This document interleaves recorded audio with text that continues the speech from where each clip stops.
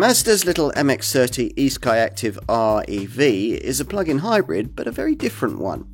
The rotary engine's unique, never drives the wheels, and constantly defers to an electric motor offering 53 miles of range. Sounds promising.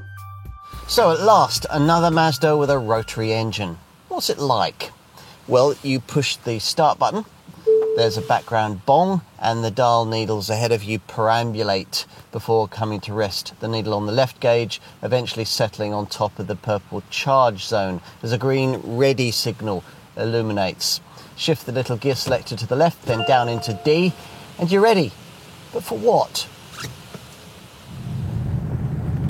We quite liked the ordinary full electric MX-30 when we first tried it, but wondered who would live with a real world driving range figure of not much more than 100 miles. The official figure's 124 miles, but we never got close to that when we tested this car in EV form. This REV plug-in hybrid version seems a much better all-round proposition. Its 17.8 kilowatt-hour battery pack offering 53 miles of pure EV mileage before a little single-rotor 830cc 73 horsepower rotary Wankel petrol engine pipes in and adds a further 320 miles of range. Rather like Nissan's e-Power system, though that can't be plugged in, the engine isn't there to directly power the wheels. Instead, via a generator, its role is to create energy for the 168 horsepower electric motor, which, aided by 260 newton meters of torque, ultimately powers the car. There are three selectable driving modes: normal, EV and charge.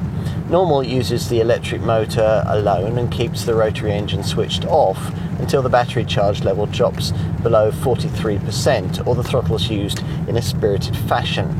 EV mode forces the car to keep the engine switched off for even longer, and charge merely uses the engine to rather inefficiently and somewhat noisily charge the battery. You can set a target charge level in 10% increments. Regardless of which drive mode you choose, top speed is limited to an extremely modest 86 miles an hour, but 62 miles an hour is dispatched in a rather more eager 9.1 seconds, fractionally faster than the full EV model. All versions of the MX-30 eSkyActiv REV feature a rotor badge on the front wings and an eSkyActiv REV badge on the tailgate. Plus, this PHEV variant gets unique 18-inch wheels.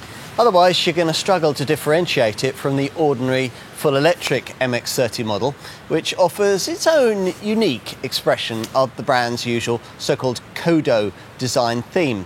Here, apparently emphasising the car's beauty as a solid mass. But the even more interesting bit is yet to come, and it lies with the way that you access this car via its interesting freestyle doors with their custom designed hinges. You open the front one conventionally, it pulls out to an angle of 82 degrees, and it has to be open if you're to access the rear door, which you might find to be a bit of a nuisance.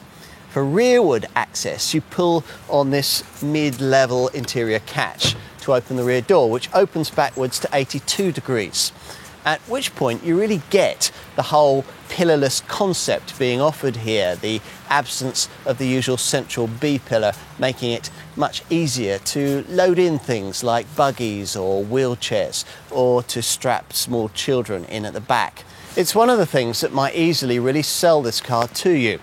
Now, we'll take a closer look in the rear in a moment, but first, let's see what the front of cabin experience has to offer.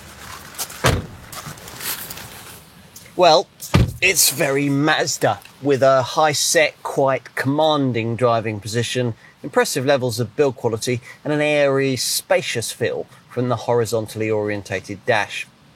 There's very little to set this REV version apart from its EV stablemate. The right-hand gauge gains a needled petrol readout, and your combined petrol and EV range displays to the left of the centre screen. That's about it. Otherwise, it's just the same interior we liked with the original electric version of this model. Interesting design flourishes are mostly connected, appropriately on an EV, to the use of completely natural materials. This felt-like door fabric is fashioned from recycled bottles. The seats above base trim are partly upholstered in vegan leather. And most curiously of all, there's the decision to coat the cup holder lids, the lower part of the centre console and the inside of the door pulls in, of all things, cork. A reference to Mazda's beginnings just over a century ago in cork production. The brand was founded as the Toyo Kogyo Cork Company in 1920. There's no real centre stack, just this 7-inch lower display for the climate functions. And in a break from the norm, the main infotainment monitor, this upper 8.8-inch Mazda Connect setup, isn't a touchscreen. Instead, as usual with models from the brand, you control it with this separate lower multimedia commander dial, which is much more intuitive and safer than stabbing away at a central monitor. As usual, Mazda's Jinba Itai human-centric approach to cabin design makes it pretty easy to find a near-perfect driving position, and through the grippy 3-spoke sports steering wheel, you view an instrument cluster comprising 2 outer analog dials separated by a 7-inch round TFT display, usually used for a virtual speedometer, but also selectable using this silver wheel-mounted info button as a drive assist graphic. Right, we promised you a look in the rear. Now, you'll have to slide the front seat right forward, as you'd have to on a 3-door hatchback or coupe, just to create enough space to get in. Now, you do that by pressing on this button on the seat back, which slides the seat right forward, right towards the front, but not by quite far enough to make rearward entry especially easy. It doesn't get much better once you're inside. Roof height's obviously better than it would be in a hatch or a coupe. There's 939mm of rear headroom, encouraging you to think that a couple of adults might be berthed here for shorter trips, but they'd probably find the experience a touch on the claustrophobic side, thanks to the fact that you're only favoured with these 2 small porthole style windows which can't be opened. The cargo area at the rear can't be accessed by a powered tailgate, even on this range-topping variant. The hatch rising to reveal a 350-litre boot. Folding the 60/40 split rear backrest boosts luggage room to 1,155 litres. We gave you this car's total 373-mile combined driving range figure earlier, with 53 miles of that being on pure battery power.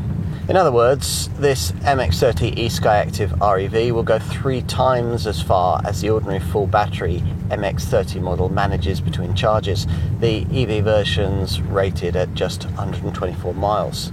Of course, with this REV, you've got to put fuel in, but you won't be doing that very often. Mazda claims the usual Fairyland combined cycle 3-figure PHEV fuel reading, in this case 282.5 miles to the gallon. You won't, of course, get anything like that in real use. On this test, we've been getting around 48 miles to the gallon, but you could easily push that up into the 60s or even early 70s with continual battery replenishment and restrained use.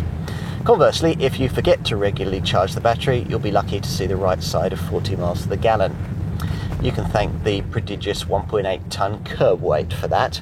Perhaps more relevant is the quoted CO2 result, 21 grams per kilometre, which means you'll be BIK tax rated at 8%. It's 2% for the ordinary EV MX-30. What about charging? Well, when you're out and about, this Mazda can DC recharge at between 36 and 50 kilowatts, allowing for a rapid public charger top-up in about 25 minutes, the same as for the EV variant. This REV model's quicker to AC charge at home than its EV stablemate though. A full Mode 3 cable charge from a 7.2 kilowatt garage wall box takes an hour and a half. It's 3 hours for the full EV. The British government is nowhere near its targets in terms of public charging installation for the EV community, and prices of electric vehicles seem to rise daily, as do our electricity costs. Given that, we wouldn't blame you for temporarily putting off the switch to a full EV and opting for something planet-friendly, but a little more real-world usable in the meantime. Something like this MX-30 eSkyActiv REV. You can tell your friends it's basically an EV because it basically is. You can plug it in, an electric motor, not an engine, drives the wheels, and for commuting folk, the EV range is long enough to make fuel station visits an extreme rarity. Yet, when you need the peace of mind of fossil fuel propulsion, it's there for you. The perfect combination? Some will certainly see this Mazda that way. Why on earth would you pay nearly as much for a range-restrictive full electric MX-30 over this variant? Answers on a postcard, please.